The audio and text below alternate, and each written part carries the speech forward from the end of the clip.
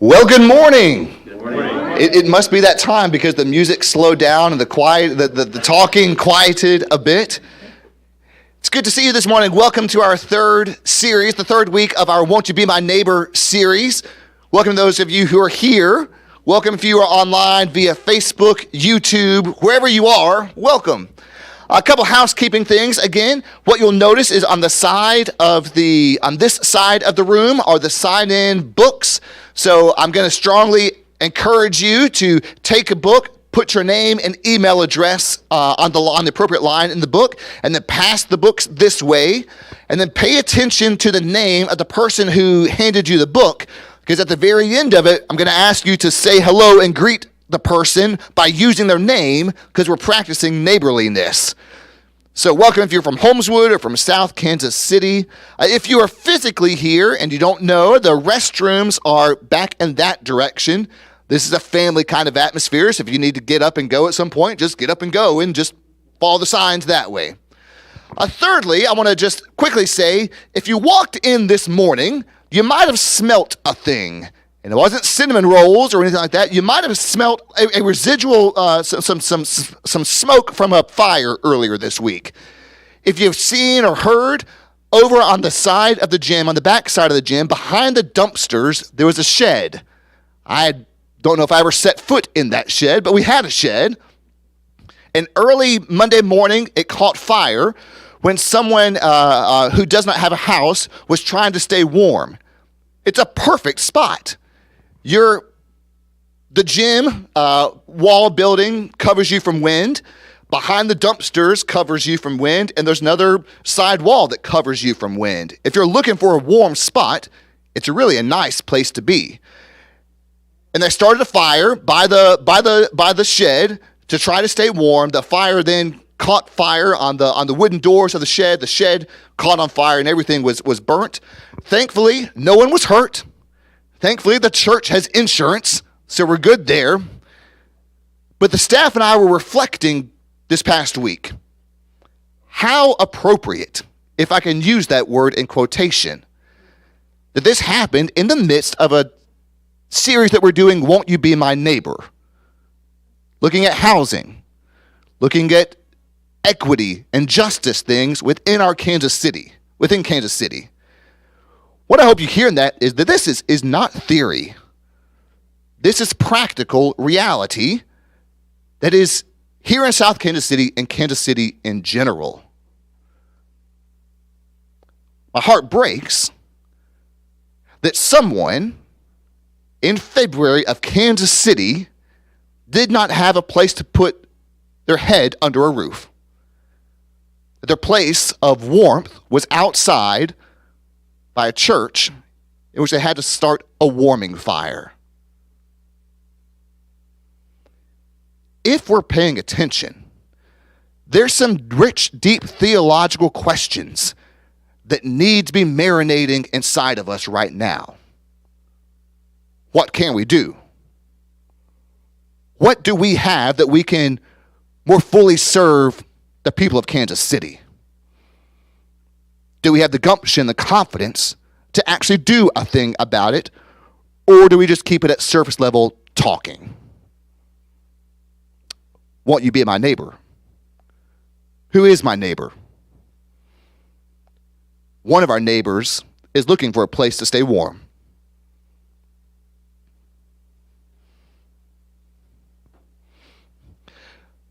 For our third series, what these people up on this platform are doing is incredible work. Judge Stephen Bough of the U.S. District Judge, Mr. DeJ'on Slater, the business and community advocate for Turner Construction, Mr. Dion Senker of the Chief Deputy Prosecutor for the Jackson County, Missouri Prosecutor's Office. They have created and are implementing a system, both on the front end and the back end, of people who have had significant substance issues and been caught up with the law, and how do you get reintegrated back into society in a helpful kind of a way. To name it, our penal system is not in the business of rehabilitation, is it? There's something about that. But these individuals are working towards finding a way of equality and justice, of re-entry, of goodness for our neighbors here in Kansas City. Mr. Bough, Mr. Slaughter, Mr. Sankar, thank you so much for all you are, for what you are doing, for who you are, and we cannot wait to hear more of what you're doing. Would you please welcome them all to Holmeswood? Well, thanks for having us. All of us are anxious to answer your questions. So our thought process is each of us will talk about our own programs and a little bit. They asked me to go first because as a judge, everybody laughs at my jokes. So what's the difference between God and a federal judge? God doesn't think he's a federal judge. So 2 words as I talk about our federal court reentry program I'd like you to think about. 2 thoughts. 1, $38,000 a year per inmate for incarceration. That's your taxpayer dollars, $38,000 a year. I won't ask you to raise your hand of those of you who pay federal taxes of $38,000 per year. That's a lot. Second, repent. I grew up in the First Baptist Church in Republic, Missouri. They talked a lot about repent, and mostly at me, but to go a different path. So our reentry court has been in effect for 15 years. The pastor talked about front end and back end. My program, reentry court, is the back end program. So after you have gone, however long a federal judge has sent you to Leavenworth or wherever you happen to land, you get out. And because we know we're not any good at rehabilitation, in fact, any of us who have been sent somewhere, a university, boot camp, when I was in the Army, we are trained in a way. We are trained, you come here, you're being trained in a way. If I send somebody to federal prison for 5 years, they are trained in a way that is not helpful to being back in society. And so everybody coming off of a federal sentence goes through supervised release. Our reentry court went around the country and tried to find all the best practices to see how folks can be re-entered into our society. So in our program, people want to know who gets in. So we have analytics and we have experienced probation officers. The people who we know are going to succeed, we don't invite them into this program. And that's someone with a low-level criminal history, that while they were at the BOP, they got their GED. You can get good time credit. So if you go to the Bureau of Prisons and you don't get in fights and you don't have drugs and those type of things, you only have to serve 85% of your sentence. So if you get good time credit, that tells us a lot about you. We're not looking for people who have sex offenses or crimes of violence involving guns.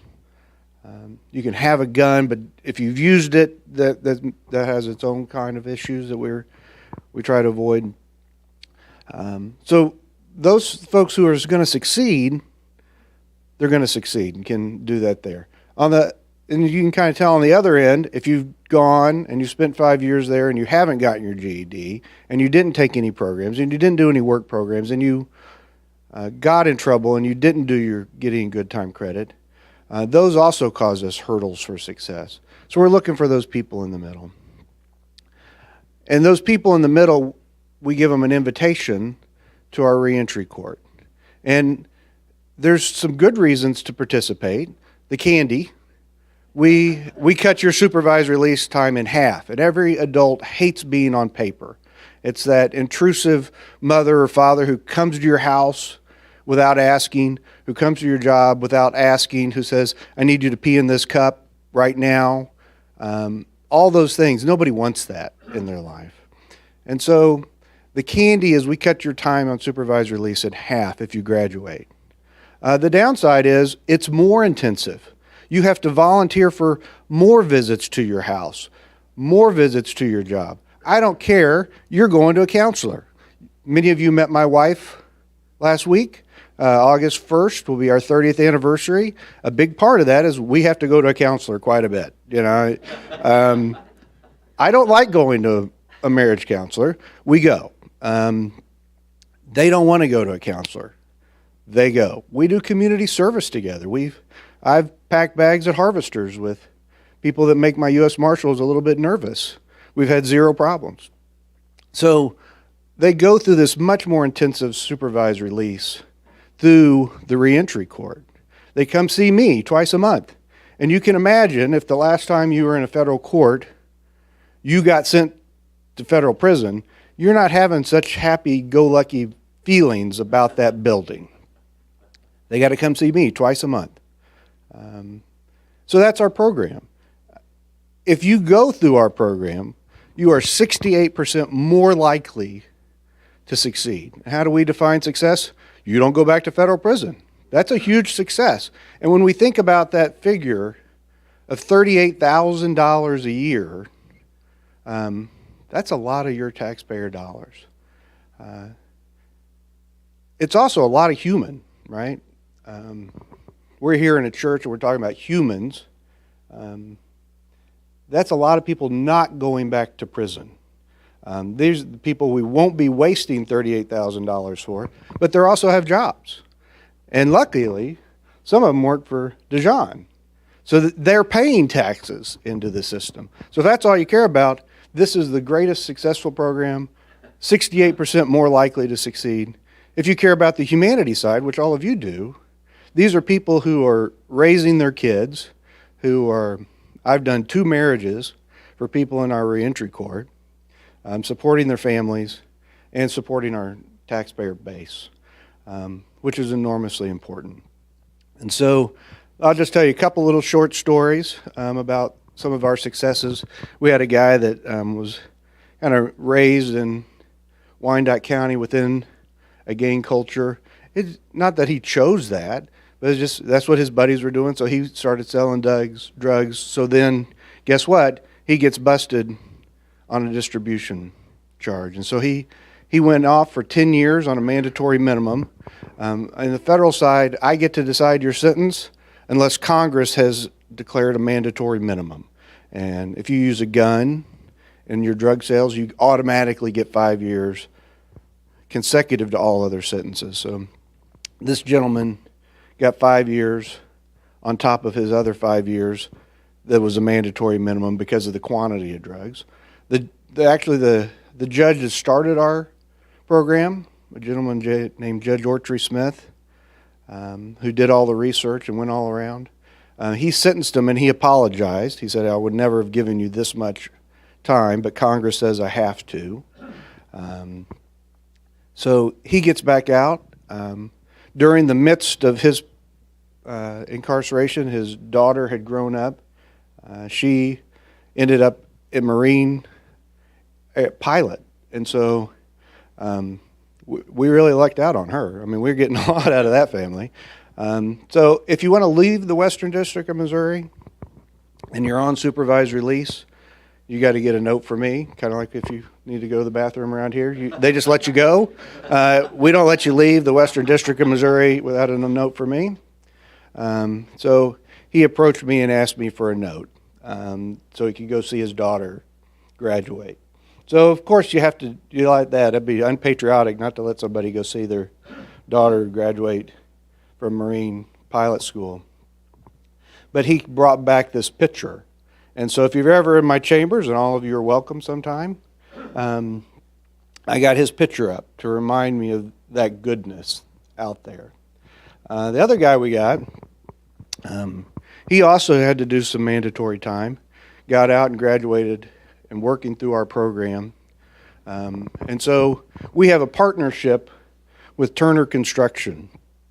I don't know if you figured this out. Turner is the largest construction company in America. And they do big-time commercial work.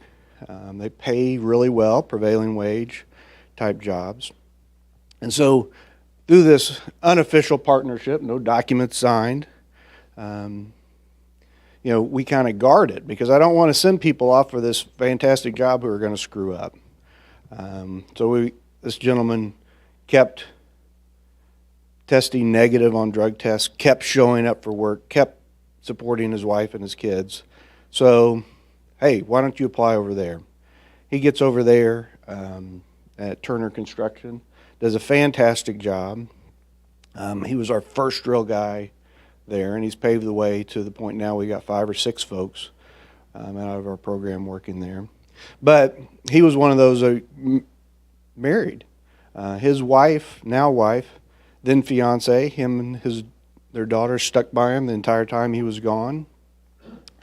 He's doing so well at Turner, he gets a new pickup truck, which is a big deal in the world. They have a stable house. And so at that point, the fiance says, if you like it, you better put a ring on it. And so she calls and says, will you marry us? And heck yeah. And so during the midst of COVID, we had her down and had wedding cake. And he's no longer with Turner, but he's doing great things and staying out of trouble and supporting his family. And so, just like that guy back there by the shed, we hope that he's able to go in a different direction. But at least in my Baptist church, I think they all spent a lot of time whacking on the back of my head to make sure I went in a different direction. And that's what our program is, that we try to see people succeed and support them. And if they're open and honest with us, over the course of the year that they spend with us coming to reentry court, we want to support them and provide them whatever resources we can, whether it's drug counseling, or mental health counseling, or just a pat on the back. And I know that's what you guys do here in this faith community as well for your members. And just wanted to tell you a little bit about what we're doing with your federal taxpayer dollars, and hope that at this point, we think we've saved you about $600,000 through the success of our program in the Western District of Missouri. I don't know about anybody else's program, what they've done, but that's how much we've saved you by just trying to love our neighbor. Next up is my friend Dion Senker. Dion, I'd like to give him lots of grief, but he was in practice for a long time on the civil side and then moved over to the Jackson County Prosecutor's office. They have 2 sides to that office. One is the more focused on prosecution. The other side's a feel-good program.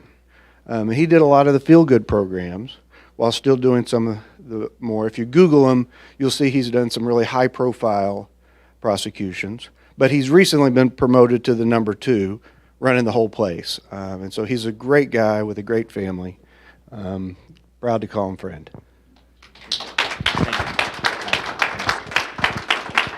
Good morning, everyone. It is really a good feeling for a prosecutor to stand up in front of a room of people and no one's mad at you. Usually half the side's mad at you and the other half are maybe rooting for you, but we're not really sure. I can't tell you how grateful I am to be here talking about the things that we're talking about this morning. Judge Bough was fantastic. It is a tough job to follow any federal judge, but this one, very, very hard.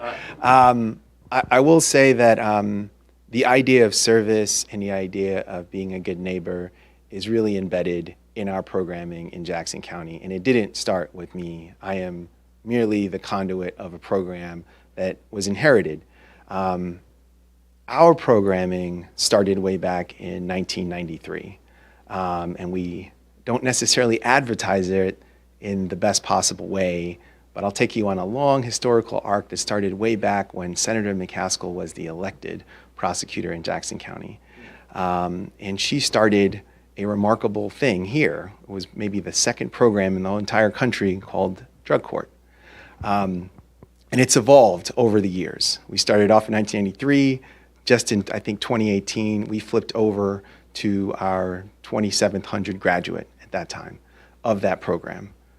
That's 2,700 people that started off with an arrest, with a felony staring them down, that now have a chance to do something different in their life. And we hope that we've done that. Our drug court program is the core staple of our treatment court, our service metric that we try to go to. And it really starts with this. and I try to embed this with our young prosecutors whenever we can. When you walk into a courtroom, you are responsible for the defendant. That's our core mission. You are responsible for the defendant, and you are responsible to the system. And that's the bottom line that we have to go with, because whatever you do, you are going to impact that defendant, their family, and their generations after that. And that's a heavy responsibility for a prosecutor, but that is what we try to tell them, because that's what you have to carry in every one of these cases. So when we think 2,700, it's actually a lot more. So our drug court program now, we track it with a lot of different metrics. So essentially what we learned is it costs them almost $60 a day to keep someone in jail pre-trial. Our program is a pre-trial program, which means you come in from arrest, you are charged with a felony, you get treatment, you are regularly tested. That treatment includes individual sessions, it includes group sessions, and includes something called moral recognizance therapy. And what that does is the thing that my parents did for me when I was young, which is create this border, this systematic framework for you to help see the world and make decisions that are different, that move you away from a big fancy word in criminal justice talk, which is criminological think. What we're really trying to do is to get you to slow down and say, if I need to buy bread, what is the best way for me to do that? And get you to kind of make those decisions. Now, there are extremes. And I think I've learned now in my time on this planet that the world is not full of heroes and villains, right? Everybody has things that they make decisions based on. But that's the framework we tried to give them. And we study the metric for that through something called a recidivism statistic. In 2017, we did a recidivism test internally in our office, dating back 5 years prior to that for folks that came into our system. And when they come into our system, in our drug court, treatment court, they get a risk assessment test, and they get put into little categories. And we did that to individualize our treatment more. We're always trying to move ourselves to a better place, to more readily and more effectively understand the people that we're treating. So when we did that, we found that only 6.5% of our graduates with this more individualized treatment actually ended up getting rearrested 2 years after they successfully completed the program. The folks that didn't make it, or the folks that opted not to join drug court when we made them eligible, they were being rearrested at almost a 30% clip. I think it was 27.8% or something like that. So what we were doing was having an impact. And in addition to that, what we were doing in keeping people out of our county jail, as Judge Bough talked about the federal tax system, your state and local taxes, what we were doing there was saving our little ecosystem of criminal justice something like $13 million based on a national study of our programming that was done in 2018. So we were really proud of the work that we were doing. However, we always know we need to do more.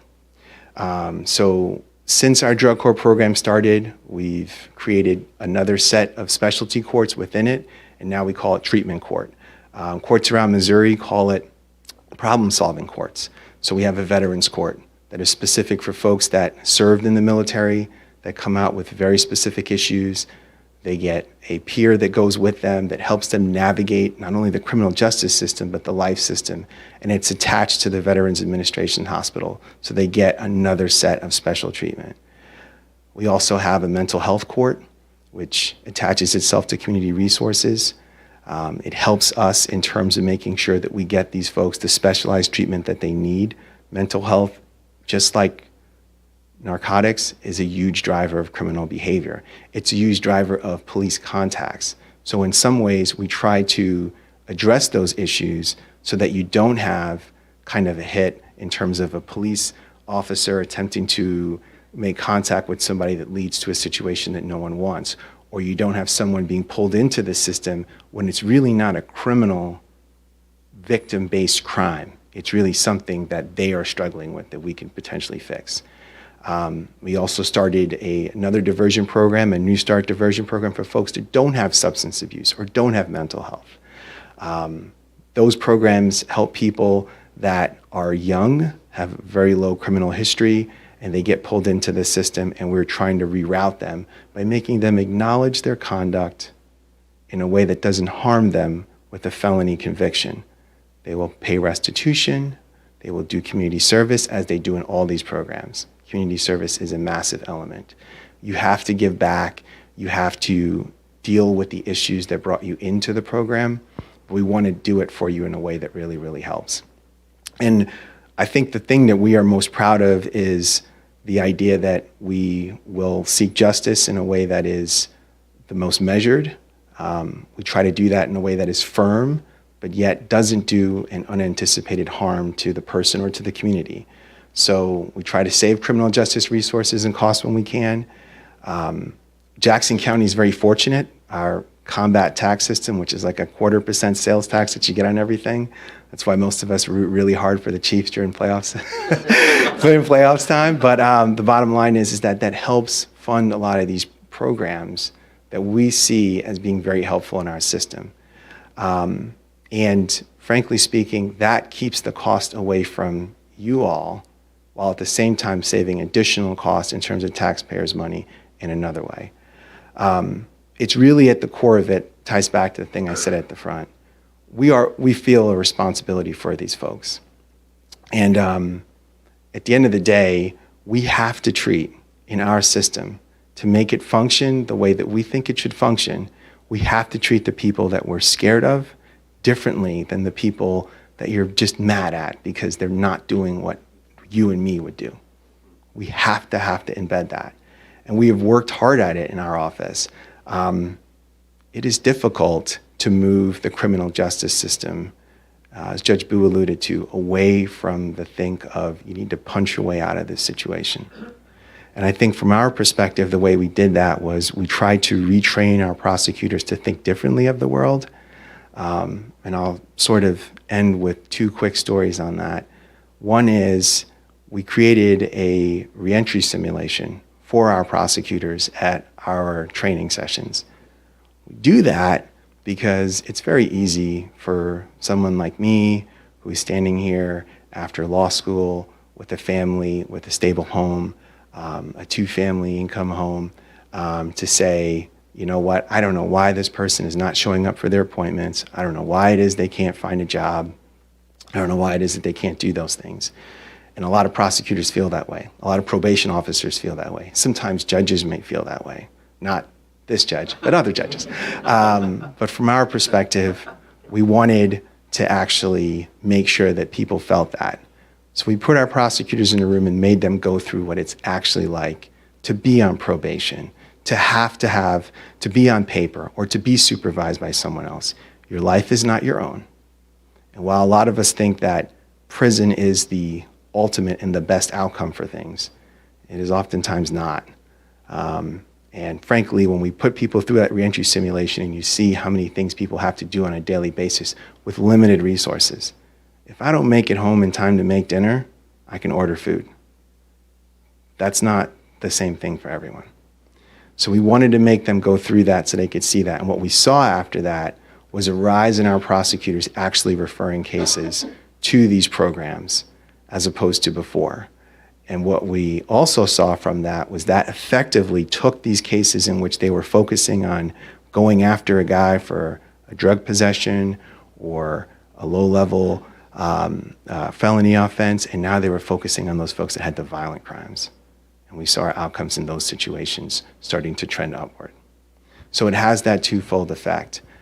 The last thing I'll say, and I think that this really matches the theme that you guys have here, which is Won't You Be My Neighbor, is I spend a lot of time in these courts. I go to the dockets. I watch the people that are in the courtroom. And the thing that I find really remarkable that I don't see anywhere else, and it's hard to articulate into words, is that I see those participants helping each other in the courtroom a lot. And it is one of the things that I find to be the most striking, is when somebody walks in and they're needing a bus pass or they're needing a couple extra bucks to get home. It's usually the people that are participants, the defendants in criminal cases, helping each other navigate the system throughout. And I find that to be one of the best human stories. I would encourage everyone if they have a chance to come down to one of our treatment court graduations, to do it. It's great to see these people that come into the system on their worst day, when they're arrested. It is embarrassing, it is dehumanizing, and then you see them on a day in which they have really achieved something. While working, taking care of families, they have navigated this system, and they've earned the right to not have that felony conviction. It's impressive. It's impressive for all of us to see. And we are grateful for, similarly to Judge Bough, this kind of soft partnership that we have with folks like DeJ'on and Turner, because an element in our court, in all these programs, is not only you got to stay out of trouble and do these other things, but we need you to work. We need you to find a job. And there are some folks that they are lucky enough that they have that. They have an option to do that. But the ones that don't, we have an option in the folks at Turner that will start this career path for people. I think we see that it's not just a reinvestment in the individual people, but it's a reinvestment in all of us. I think the community benefits more in that realm than anything else. So I'm looking forward to hearing your questions and any thoughts you have, and learning from you all about things that we can do better in terms of the Jackson County Prosecutor's Office and our system as well. So I will now turn it over to DeJ'on. Yeah. You guys are probably wondering how a short, pudgy guy like me gets to sit next to a tall, good-looking guy like him. So DeJ'on does governmental affairs for Turner. So somehow he was interacting with my wife on some business deal, and something they do. I don't know what they do. And then he starts talking about how he's been going to the municipal jail and meeting with guys, and that's a problem because he wants to have a long-term relationship with them, and then they're in the state court system, and then boom, they're gone, and he never sees them again. And so he was telling my wife how he wanted to do something with this, and she says, "Well, you got to get to know my crazy husband." And what she says to me is, he's crazy enough to think the Bible tells him to visit people in prison. So that's DeJ'on. Thanks, man. Well, so I got a pastor that basically tells us that, we should probably try to find ourselves in the Bible in certain ways, right? So I kind of feel like Moses this morning following these two guys because obviously not an eloquent speaker as these guys are, but I'm going to try to do my best. But just like the judge mentioned, work for Turner Construction. I kind of give you all kind of a quick overview who we are, what we do. But I think there's a great connection in terms of just, what we're talking about this morning, Won't You Be My Neighbor, and the fact that we're all in the community together. So, Turner, we're a general contractor. We have 44 offices around the nation. We do probably around 15 billion or so in construction. So we do quite a bit of projects from small to very large. But for us, it's more than just building buildings and brick and mortar and swinging a hammer. It's about communities. So at the end of the day, we're building stuff that we all use, right? From a school to an airport to a stadium, whatever, right? We're all in an environment where we're working together and we're hand in hand, we're side by side with each other. And, for me, when I think about just the type of work that we do, from Turner's perspective, we try to look at it from a different angle. How can we make the biggest impact in our communities and tackle some of these major issues that are happening? I believe earlier in your series, there was a good topic on the unhoused issue in our community. Well, for us, when we think about workforce development, we think about creating jobs, when we think about putting people to work and bringing solutions to the table, we look at things in different buckets, right? So homelessness is a big one for us. Recidivism is another big one for us. And that's a big reason why I was at Judge Bough's doorstep knocking, and so grateful that he was able to answer. But that's essentially how the partnership started. Through our church pre-COVID, we would go down to Jackson County. The group of guys that I was with were the protective custody group on the 6th floor. And, each Sunday we had an opportunity to go down and preach. And, for me, growing up on the east side, growing up in the inner city here in Kansas City, I started to kind of hear these guys' story. I started to hear where they came from. I started to hear the background, and I was like, man, it sounds really similar to what I experienced growing up. And it really got my gears thinking. At the end of the day, it's all about choices. We all make choices. I made a choice this morning to say bye to my wife and my son, right? And fortunately, I made the right choice, because if I didn't, there would be some implications, right? But some of these individuals have made choices in their lives that the implications meant that they were behind bars or they had to spend time in jail, right? And I know for me, when I think about the Lord Jesus Christ, how many times that he forgives me on a daily basis. So for me, it was a no-brainer. How can we then kind of translate what we do from a construction perspective to rehabilitating, restoring, and a story of redemption in our own communities with these people? So the idea came up.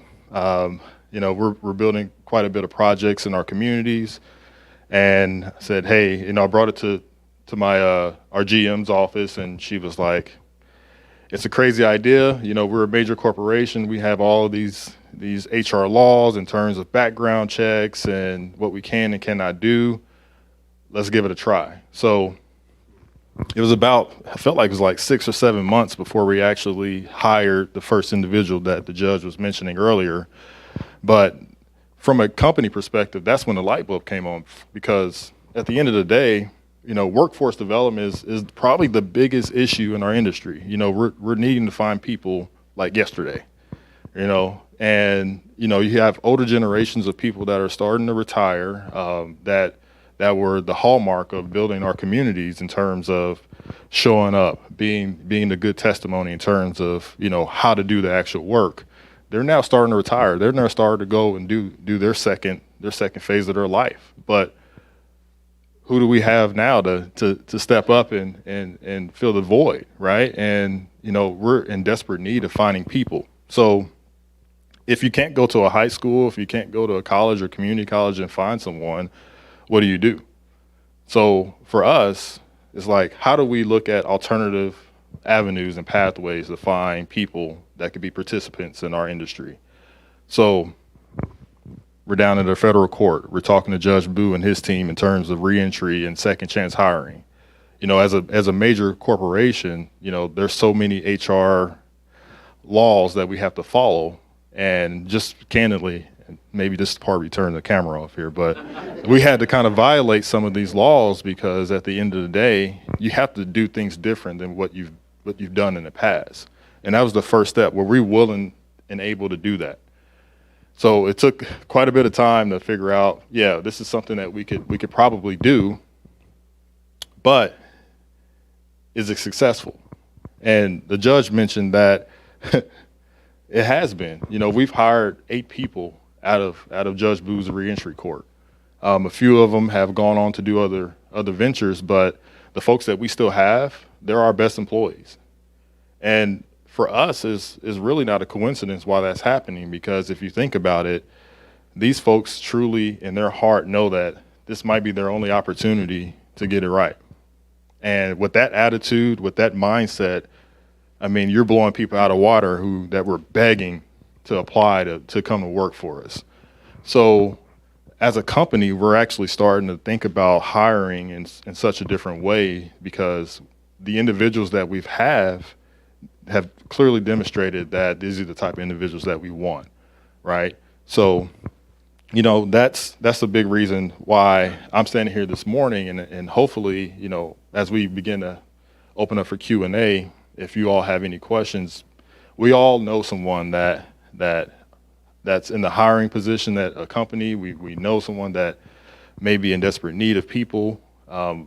We can all do this thing together. And at the end of the day, I think we can all figure this thing out. So I don't want to take up too much time. I know we're over our 30 minutes, but I do want to open up the Q&A. But at the end of the day, when we talk about construction, it's not really the sexy industry. Can I say that? I can say that. Okay, all right. It's not really the sexy industry, but these folks are making a lot of money, And at the end of the, I keep saying at the end of the day, it's not at the end of the day, but it's a very important industry for all of us because we're all impacted by construction. So I'll pass it over to you, and thank you for your time.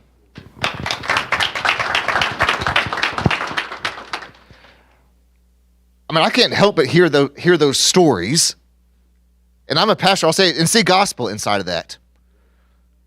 Multiple chances, thinking differently, looking at the personhood, we might say looking at the goodness of each individual person, not seeing just what someone has done, but who are they inside? That's what we say a lot here at Holmeswood. Finding partners to work together because you can't do it by yourself. So we'll now open up to Q&A. So if you're here physically in the room, you can raise your hand. If you're on Facebook or YouTube, just go ahead and type your question in the chat area, and I'll read them out loud, as well as go around the room and ask the questions. But just as some very low-hanging fruit and I'll open up to all three of you, whoever wants to respond, maybe all three respond.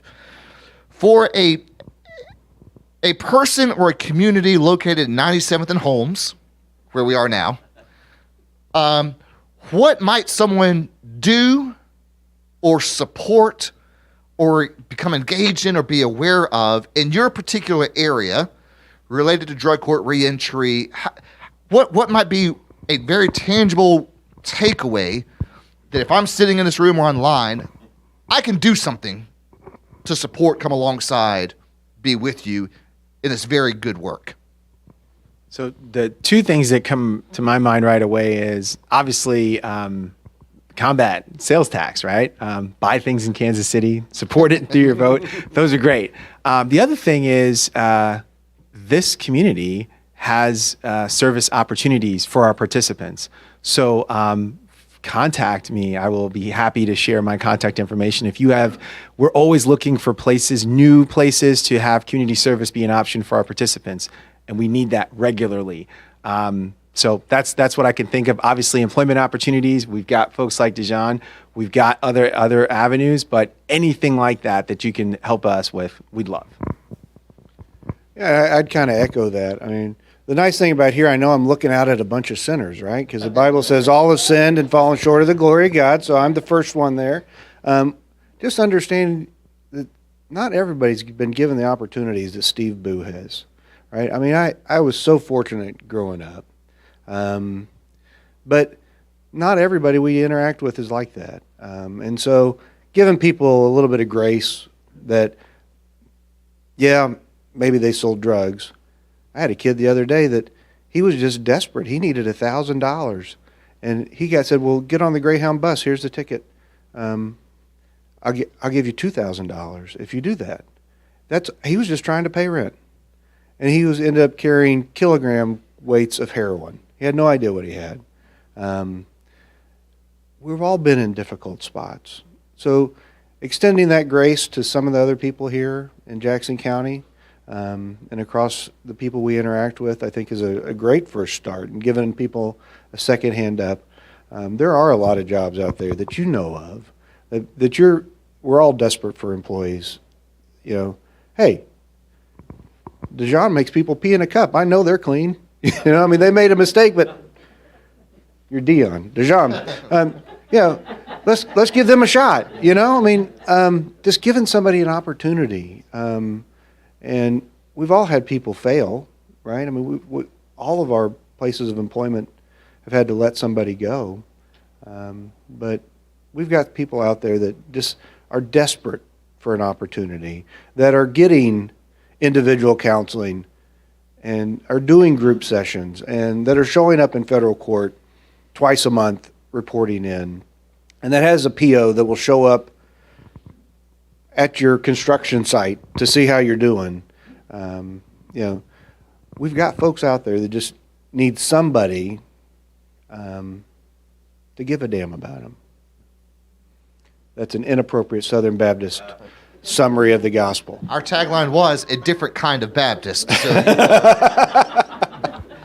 What questions do you have? We'll go Beth and then Bill. Beth and Bill always have. BB. This is for Dion. Do you do you include females in this program?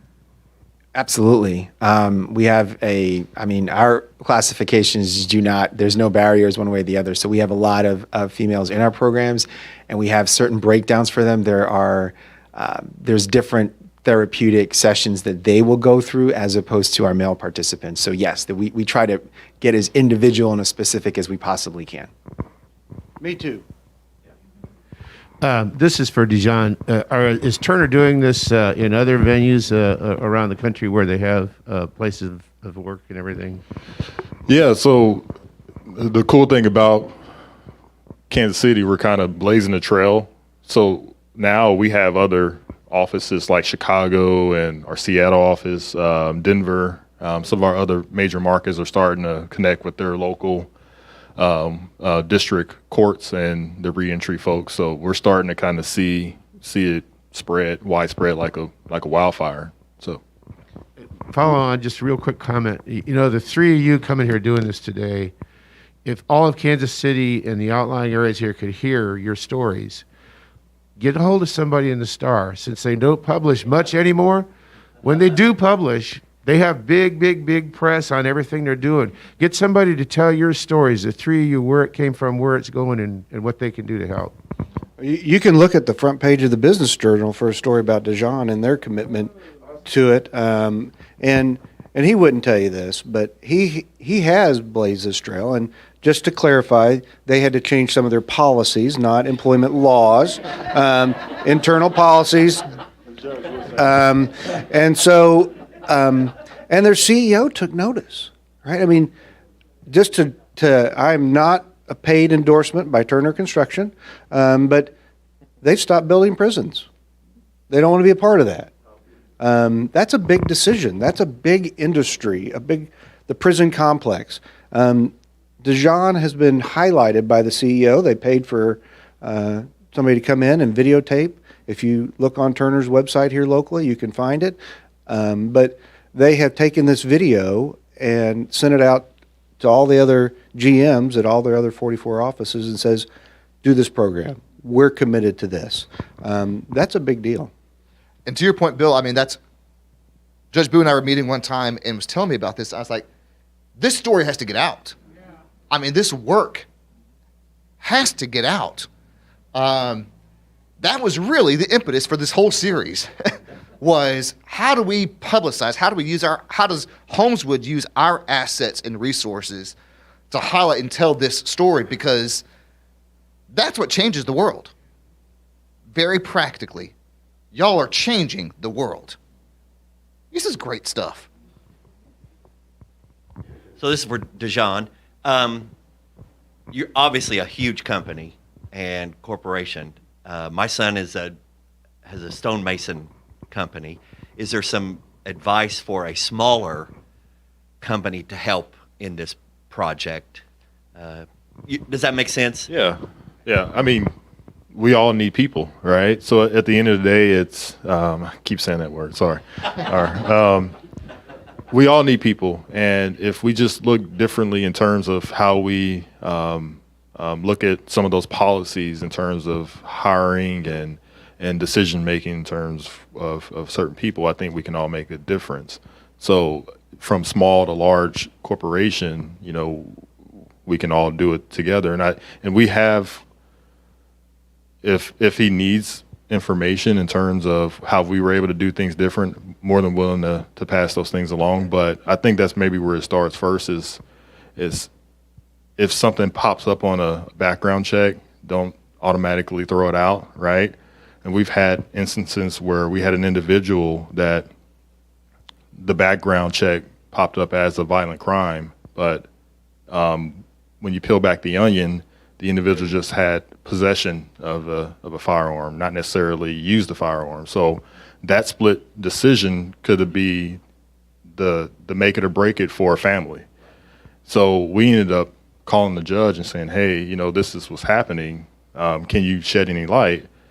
The individual he's graduated out of the reentry program and he's doing really well. So making split decisions on a background check can really set someone off in either direction, the right or wrong direction. So, There was a comment from Patty Frank online that says, a big thanks for the positive stories, which hopefully breed more positive stories. There's a question from Tanya Salyer, I guess for all three. Are there needs for mentors for some of these individuals? Yeah, I guess I can start. So that was the first thing that we implemented when we started the soft relationship, was knowing that an individual may not necessarily have experience working in a large company or a corporation like Turner. What do we need to do in that first 30, 60, 90 days to make sure that the individual is as successful as possible? And the first things was pairing that individual with a mentor. So someone that they can call, if it was me or the supervisor or maybe someone else in a different department that can just help show them, hey, this is how you fill out your timesheet, right? I mean, just as simple as that, and not filling out your time in an appropriate manner could look different, right? Or could look bad if your employer is like, well, Johnny's not filling out his time, or Sarah's not filling out her time in a fast enough pace, right? So just something as simple as that can make a world of difference for an individual that's not as used to being in the industry. Was her question, does someone need a fellow brother and sister in Christ? Because the answer is yes. Yes. So I don't have anything I can officially drag folks into in our program. We've got a whole bunch of confidentiality issues and want to be sensitive, because I've got a mental health counselor on my program that meets with these folks, and we talk about that stuff, and it's none of your business, right? And so we have to be really careful to treat these people like they're people. But go to Sheffield Place. They take care of homeless mothers with custody of their children. They need a mentor, if anybody does. I need a mentor, and I've got mentors on my job that help me every day. But everybody we interact with needs a fellow brother or sister in Christ. Yeah, I mean, from my perspective, and it's sort of humbling to think about it, but everybody's a kid from someplace, and I wouldn't be here. I feel like there's like a trail of people behind me that are propping me up that I'm here. In fact, I always keep my wife and daughter's hair ties on my hand to remind me that I'm not ever by myself. Everybody needs a mentor. From my perspective, in our system, we're sort of constrained that we won't be able to have formal mentors add in, but I second what Judge Bough just said. I think that volunteering in those places so that those people don't end up in our space. If they end up in our space, we have ways to help them, but keeping them away from it by volunteering, doing those things, I think is the best path. What other questions do you have? Denny?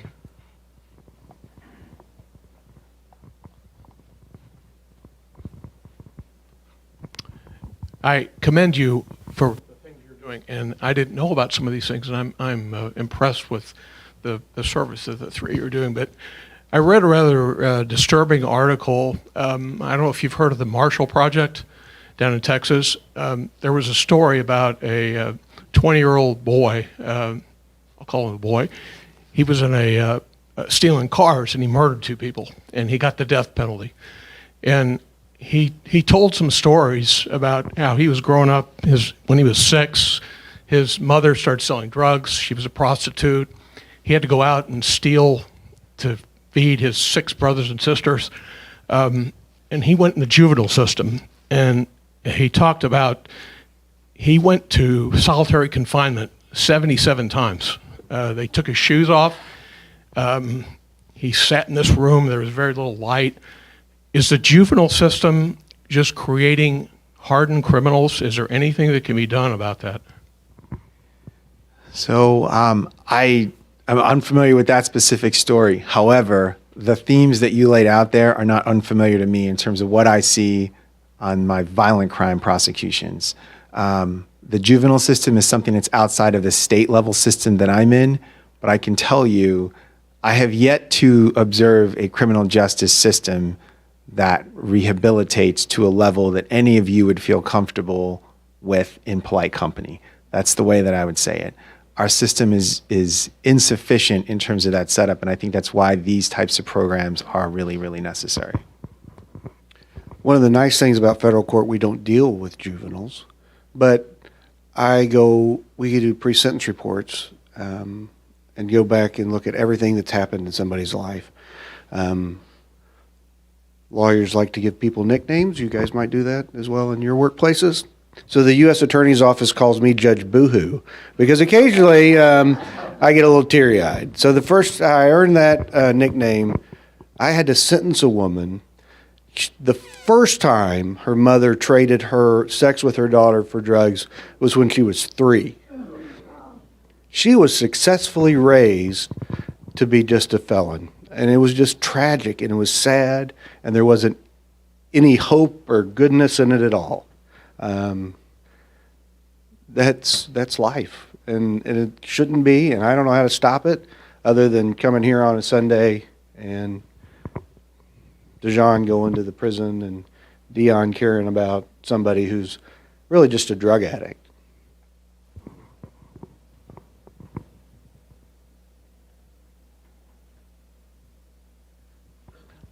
Julie, last one.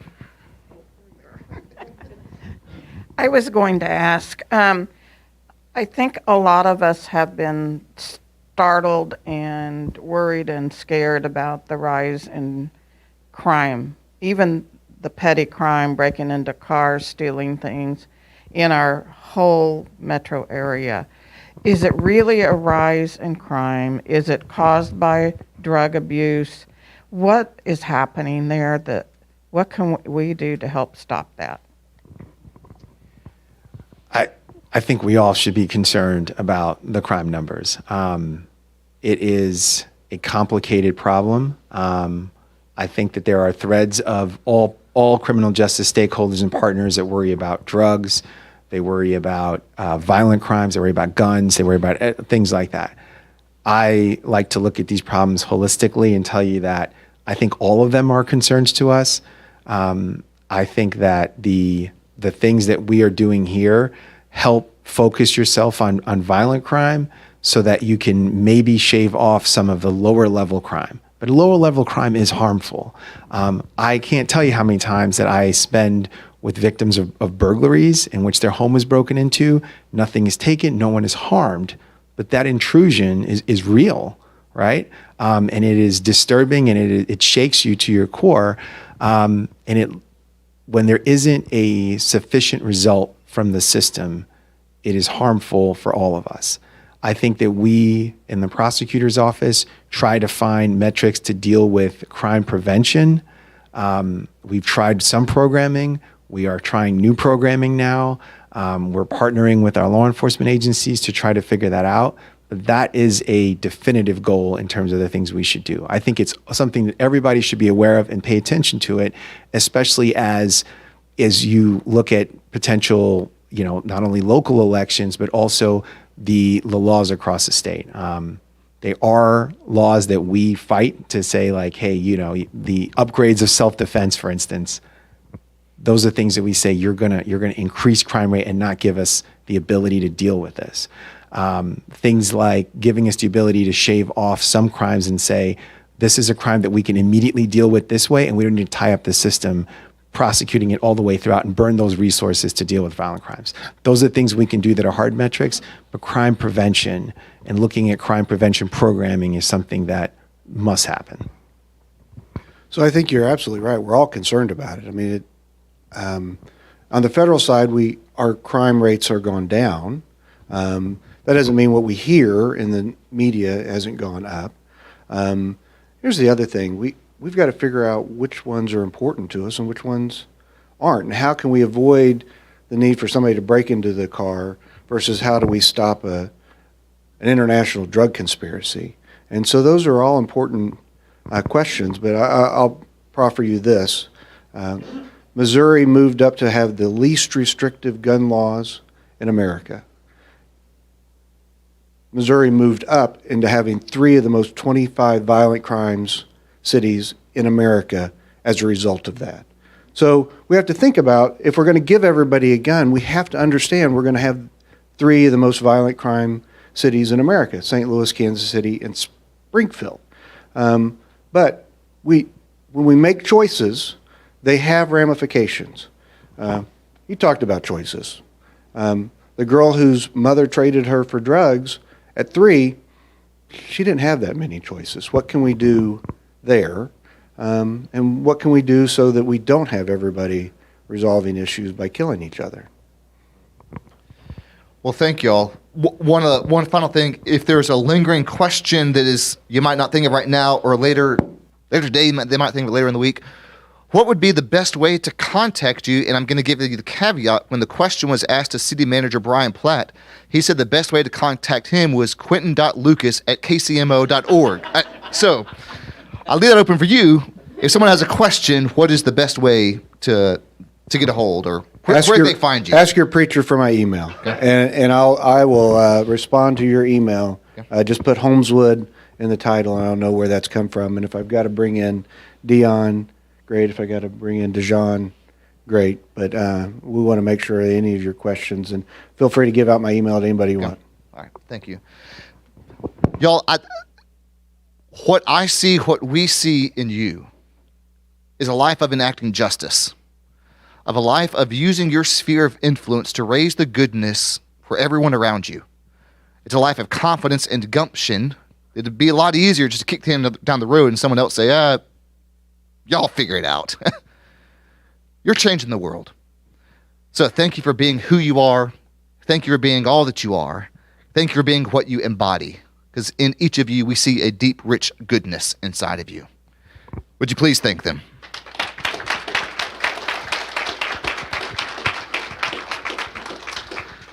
We'll start worship at 10:15. So again, restrooms are that way if you want to stay. Music's in here. Spoken word is in the prayer garden. We'll have some there in the prayer garden as well to speak a little bit more on the reentry. So we'll start at 10:15. Thank you.